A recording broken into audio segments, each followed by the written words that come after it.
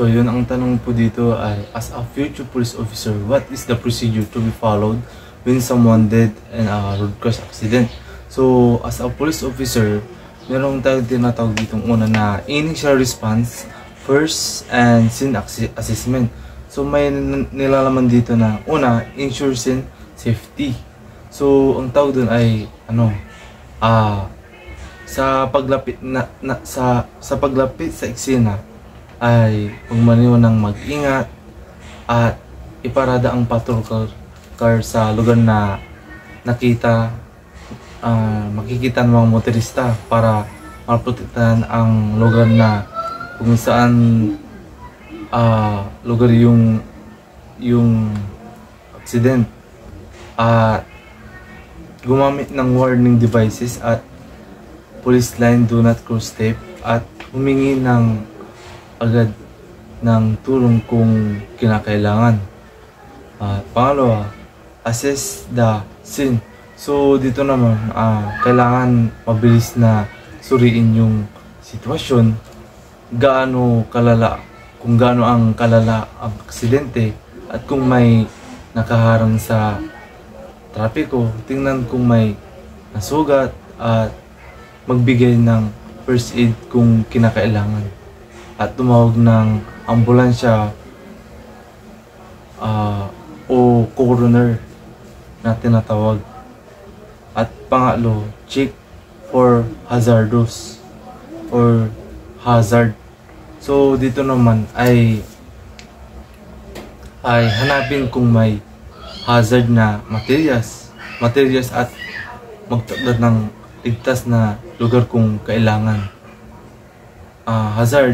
Hazard example, yung kung may tumatagas na gasolina na tumuturo sa sasakyan, baka sumabog. At next is, at may tinatawag natin pangalawa na preserving the scene and evidence collection. So dito naman may nilalaman na secure the scene.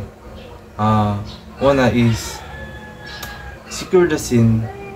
Ito naman nililimit na pagpasok ng tao upang maprotektan ang ebidensya. Siguro ding hindi nagagalaw ang katawan at mga gamit nito hanggang dumating ang medical examiner.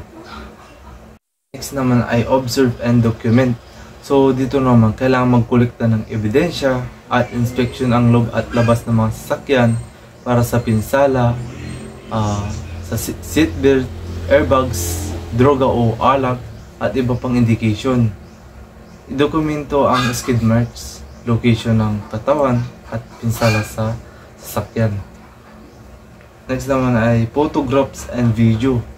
Kunan ng malinaw na mga larawan at videos ang eksena bago ito magalaw ng rescue at medical personnel.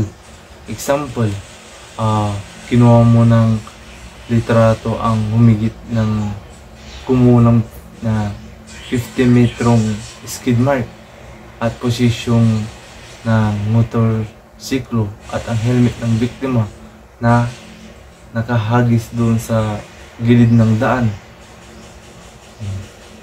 Next naman, pangalo is may tinatawag tayo dito ng investigation and reporting, at may nilalaman dito ng identifying parties and witnesses.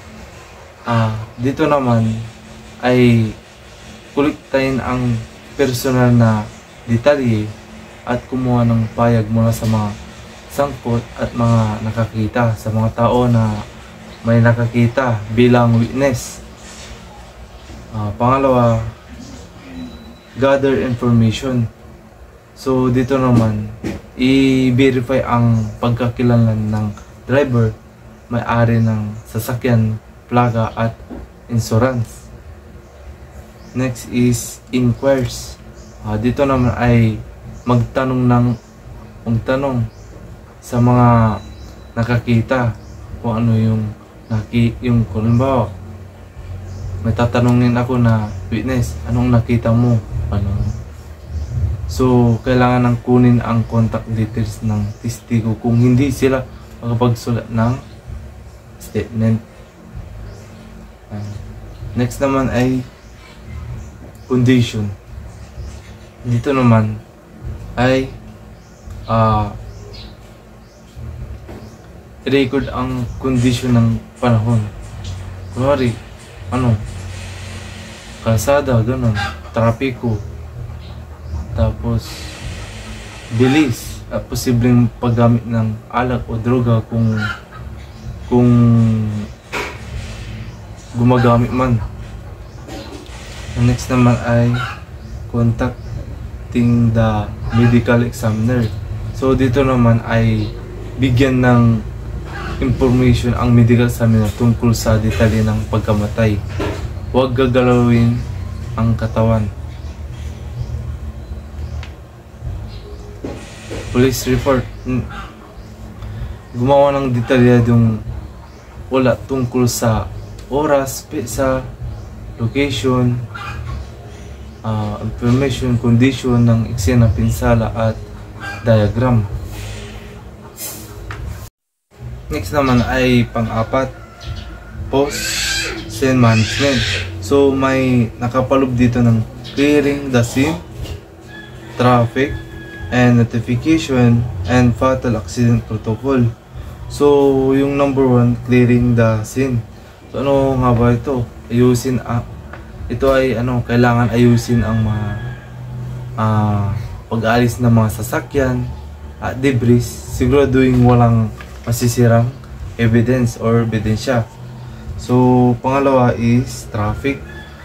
Dito naman ay tulungan ang mga motorista na makabalik sa normal na daloy ng trapiko, alisin ang lahat ng warning devices, lalo yung police does not cross tip line. Yun. Yung pangatlo, notification. Ito naman ay ipaalam sa dispatcher na clear na ang eksena. Yung pang-apat, fatal accident protocol. So dito naman, kung may namatay, ituring ang eksena bilang posibleng homicide. Kumpletuhin at ingatan lahat ng ebidensya. Thank you for watching.